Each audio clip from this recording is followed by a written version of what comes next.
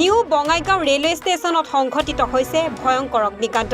ৰেলৰ তেলৰ পাইপত সংঘটিত হয় এই ঘটনা। কেনেকৈ এই অগ্নিকাণ্ড সংঘটিত হ'ল সেয়া এতিয়ালৈকে পোহৰলৈ অহা নাই। ঘটনাস্থলীত অগ্নি নিৰ্বাপক বাহিনীৰ 3খনকৈ বাহন উপস্থিত হৈ জুই নুমুৱাবলৈ সক্ষম হয়।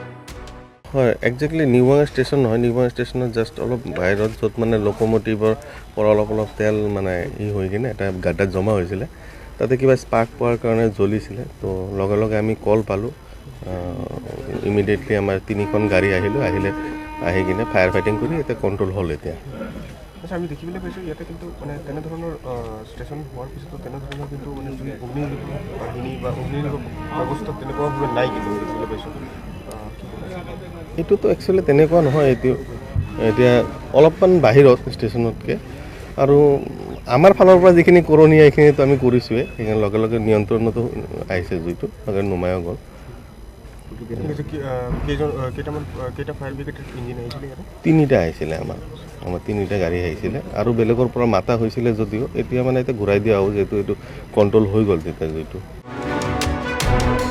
চিৰাঙৰ পৰা আশিষ দাসৰ ৰিপৰ্ট, NE24।